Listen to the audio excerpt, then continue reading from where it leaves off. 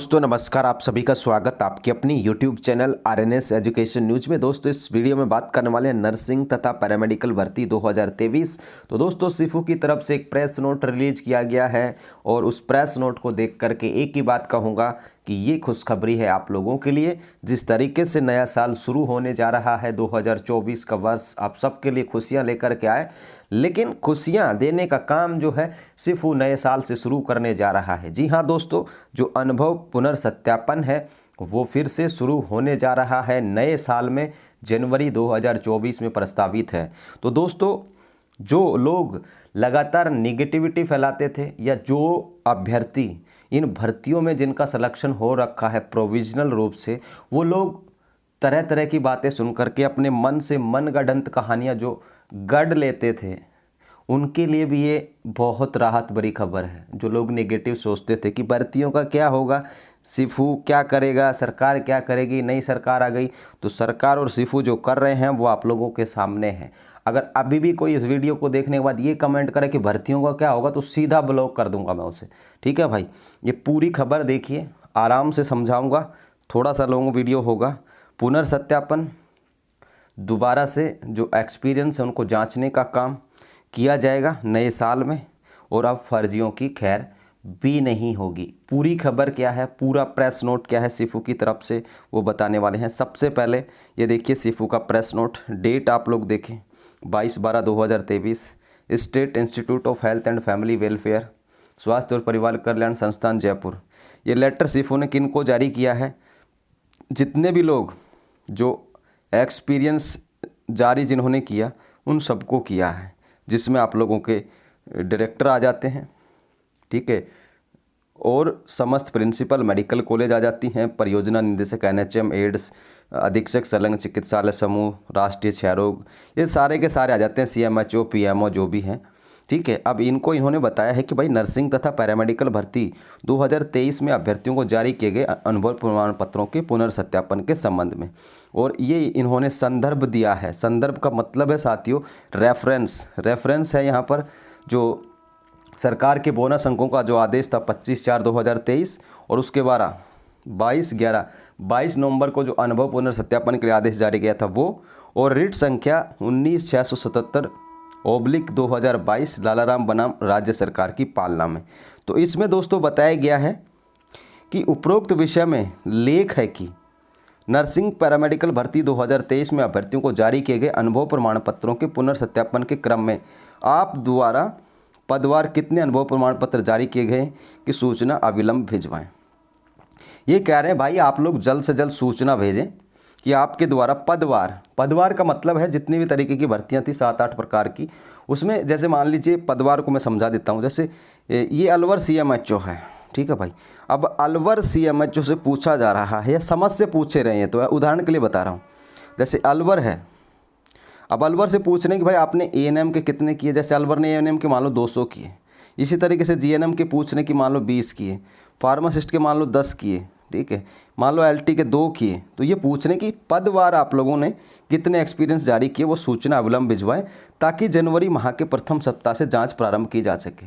जांच सिफू करेगा पुनर्सत्यापन में, सीएमएचओ या जो भी अधिकारी जिन्होंने जारी किया तो टीम जाएगी, वो लोग जाएंगे और वहाँ जांच करेंगे। ये कह रहे हैं कि भाई आप लोग भिजवा दो आपने कितने जारी किए।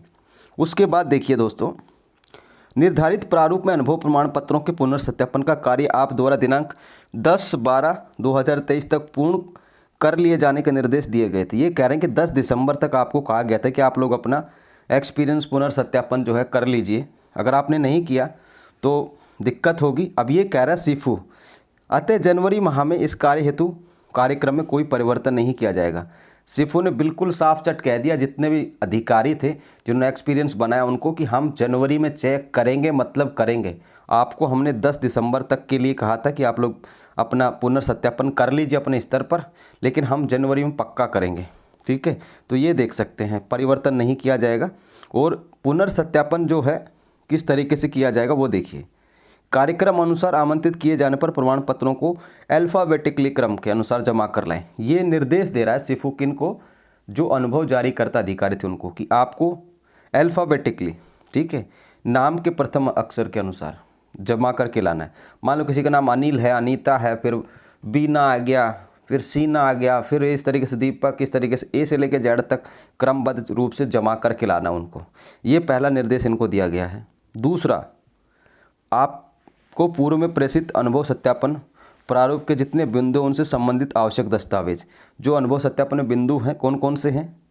पद स्वीकृति आदेश, भुगतान संबंधी दस्तावेज नहीं, पेमेंट वगैरह, भुगतान कटौती संबंधी पीएफ वगैरह, उपस्थिति प्रमाण पत्र लेके जाने, उसकी प्रेजेंट एब्सेंट जो भी थे, डिस्पैच रजिस्टर होना चाहिए, अनुबंध जो किया गया था कर्मचारी से उसकी प्रति होनी चाहिए, अभ्यर्थियों को किए गए भुगतान का प्रमाण किस तरीके से किया, चेक से किया, खाते में सैलरी डाली कैसे किया, किए गए कार्य संपादन के प्रमाण, जो काम उनके द्वारा किया गया उसके प्रमाण क्या थे, और नियुक्ति आदेश की प्रति, ठीक है, जिस आदेश के अनुसार उनको नियुक्ति दी गई है। ये सारी की सारी चीज़ें सीफू ने किन को बताई है? जो अनुभव जारी करने वाले अधिकारी हैं उनको बताया है। उसके बाद इन्होंने बताया कि उपरोक्त के अतिरिक्त जो भी दस्तावेज आप द्वारा तैयार किए गए हैं और अनुभव प्रमाण पत्र में दी गई सूचना की प्राप्ति के लिए आवश्यक हो साथ लें। ध्यान रहे, किसी भी दस्तावेज सत्यापन के भाव में यदि अनुभव प्रमाण पत्र की जांच में देरी होती है अथवा जांच बाधित होती है तो इसकी समस्त जिम्मेदारी आपकी स्वयं की होगी। ये कह रहा सिफू कि भाई जो भी देरी होगी, जो भी डॉक्यूमेंट तुम नहीं लाओगे, जांच अगर उस एक्सपीरियंस की लेट होगी तो सारी जिम्मेदारी आपकी होगी।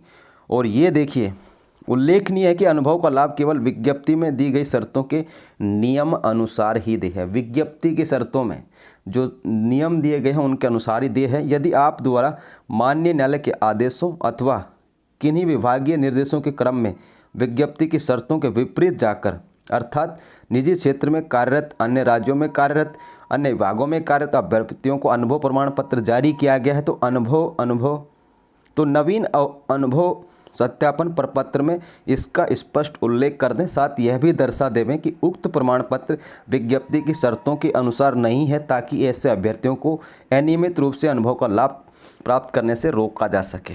ये लाइन बड़ी सीफू ने बड़ी अच्छी लिखी है। इसका मतलब ये है कि भाई जो नोटिफिकेशन में जो शर्त दी गई है, अनुभव का लाभ उन्हीं को दिया जाना चाहिए। और ये कह रहे हैं कि अगर आपने से मतलब क्या है, सीएमएचओ जो भी अनुभव जारी करने वाले अधिकारी हैं उनसे कह रहे हैं कि अगर आपने कोर्ट के आदेश से या किसी अन्य आदेश से अगर आपने किसी का एक्सपीरियंस बना के दिया है, जैसे कोई निजी क्षेत्र में हो, प्राइवेट में काम कर रहा हो, अन्य राज्यों में काम कर रहा हो, अन्य विभागों में कार्यरत हो, और अगर उसको अनुभव प्रमाण पत्र आपने जारी कर दिया है तो आप लोगों को ये बताना है कि भाई ये प्रमाण पत्र विज्ञप्ति की शर्तों के अनुसार सही नहीं है। इसमें कौन लोग पकड़ में आएंगे? पदनाम जिनका अलग होगा, ठीक है साथियों। बहुत सारे ऐसे अभ्यर्थी थे जो all India institute of medical sciences में काम कर रहे थे, उनको भी यहाँ पर बना के दिया गया है। नर्सिंग ट्यूटर्स को भी बना के दिया गया है। अब जो स्टाफ नर्स पद के अलावा, स्टाफ नर्स पद या विज्ञप्ति की शर्तों के अलावा जो भी होगा, उनका ये लिख करके देना पड़ेगा इनको कि भाई इनको हमने अलग से बना के दिया है, विज्ञप्ति की शर्तों के अनुसार नहीं। उससे क्या होगा, सीफू को आसानी रहेगी कि विज्ञप्ति की शर्तों के अनुसार नहीं, वो पन्ने अलग ही निकाल लेगा, उनके आसान रहेगी, ठीक है। तो ये अच्छा निर्णय है। इससे वो लोग पकड़ में आ जाएंगे जिनका कहीं ना कहीं फर्जी होगा या जिनको पदनाम उनका अलग है और फिर उनको बना करके दे दिया, ठीक है, विज्ञप्ति की शर्तों के अनुसार। जैसा कि एएनएम में हीमोडायलिसिस कुछ होता है, मैं इतना भी इत्तेफाक नहीं रखता, उसको एएनएम का अनुभव प्रमाण पत्र बना करके दे रखा है, ठीक है। तो अब ऐसे विज्ञप्ति की शर्तों में नहीं है वो, तो ऐसे लोग अब पकड़ में आ जाएंगे। या जो भी लोग नर्सिंग ऑफिसर की प्रोविजनल सूची में हैं, काम उनका एम्स में करा हुआ है, प्राइवेट में करा हुआ है, लेकिन फिर भी वो प्रोविजनल सूची में आ गए किसी कारणवश, गलती से, किसी भी कारण से, तो अब ऐसे लोगों के एक्सपीरियंस पर अब जो अनुभव जारी करने वाले अधिकारी हैं वो रिमार्क कर देंगे कि ये विज्ञप्ति की शर्तों के अनुरूप नहीं है। या अगर किसी ने हाईकोर्ट से ऑर्डर वगैरह लेकर बनवाया है तो उस पर भी लिखना पड़ेगा इनको, उस पर भी लिखना पड़ेगा कि हमने भले ही हाईकोर्ट के आदेशों की पालना में बनाया है, लेकिन ये विज्ञप्ति की शर्तों के अनुरूप नहीं है। दैट मीन्स कि फर्जी लोग जो हैं या फिर जिनके पदनाम सही नहीं थे वो यहाँ पर पकड़ में आएंगे। अच्छा स्टेप कहेंगे। और ये सारा काम जनवरी यानी कि जो नया साल है साथियों, जनवरी 2024 फर्स्ट वीक, ठीक है, चूरमा खाने से ठीक पहले 14 जनवरी से ठीक पहले सप्ताह में शुरू कर दिया जाएगा। ठीक है, तो सिफू भर्तियों को लेकर के प्रयास कर रहा है, सिफू लगातार काम कर रहा है और जैसे जैसे समय बीतता जाएगा ये चीज़ें कवर कर ली जाएंगी। सिफू इस काम को लगभग 1 महीने में पूरा करेगा, 1 मंथ में। अब आप लोग क्या करें, जो भी CMHO हैं, जो भी आपके अनुभव जारी करने वाले अधिकारी हैं, उनके पीछे पड़े और वहाँ से ये जो सूचना है ये तो कम से कम जल्द भिजवाने का कष्ट करें। अब आप लोगों का ये सवाल होगा, कोई भी अभ्यर्थी एनीवन, ठीक है, एनीवन, किसी को भी कुछ नहीं करना। क्या? किसी को भी CMHO के पास जाने की आवश्यकता नहीं है, आपको ना सिफू जयपुर जाने की आवश्यकता है। ठीक है, आपको कुछ नहीं करना, आपको जो हो रहा है उसे होते हुए देखना है। और अगर कहीं ज्ञापन, धरना, प्रदर्शन या कुछ नहीं कर सकते तो इंस्टाग्राम पर रील देखनी है। ठीक है, बस ये करना आप लोगों को, कहीं नहीं जाना है। बस आप लोगों को पूछते रहना है किसी ग्रुप में, व्हाट्सएप में, फेसबुक पे, ट्विटर पे, इंस्टा पे, टेलीग्राम पे कि भर्तियाँ कब होंगी, क्या होगा। ठीक है, और जो पॉजिटिव लोग हैं, सकारात्मक लोग हैं, जो अच्छी सोच रखते हैं, उनको ये करना है कि ये काम जो है, अब जो अधिकारी अगर इसमें विलंब करते हैं तो उनके लिए आप लोगों को करना है कि उनको ज़्यादा से ज़्यादा प्रेरित करें कि वो लोग जल्द से जल्द आप लोगों की डिटेल्स भेजें। ऐसा काम संविदा नर्सेज कर सकते हैं बखूबी, अपने CMHO वगैरह से मिल करके पता करें कि वो उन्होंने ये डिटेल्स भेजी है कि नहीं भेजी है, ताकि आसानी रहे। और 22 तारीख आज है, तो जनवरी के पहले सप्ताह में है, तो ये 5-7 दिन का वक्त बचा है। इसमें आप लोग ये भिजवाएं जल्द से जल्द डिटेल्स को।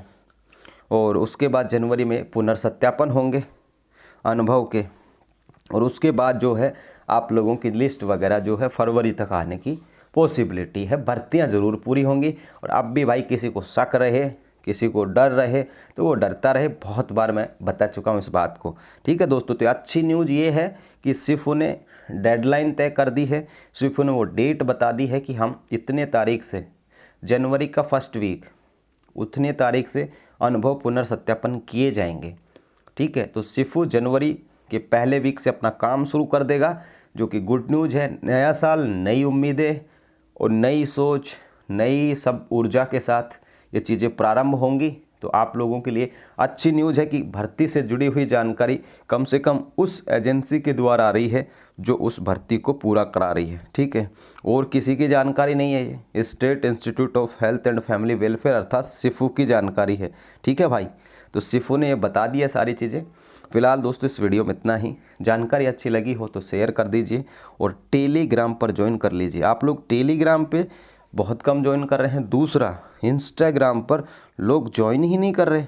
ठीक है, तो इंस्टाग्राम अकाउंट को ज्वाइन कर लीजिए, वहाँ पर आपको सुबह सुबह न्यूज़पेपर की खबरें मिलती हैं और भी जो खबरें आती हैं तमाम वैकेंसीज़ की, ऐसा नहीं चिकित्सा, तमाम वैकेंसीज़ की आप लोगों को इंस्टाग्राम पे मिलेंगे। ट्विटर पर भी पोस्ट करता हूँ, वहाँ पर भी फॉलो कर लीजिए। जहाँ पर भी RNS का कोई भी ID हो आप लोग बेझिझक फॉलो कर लीजिए, वहाँ पर आपको सच्ची और अच्छी खबरें मिलेंगी। धन्यवाद दोस्तों, फिलहाल के लिए इस वीडियो में इतना ही। जय हिंद, जय भारत।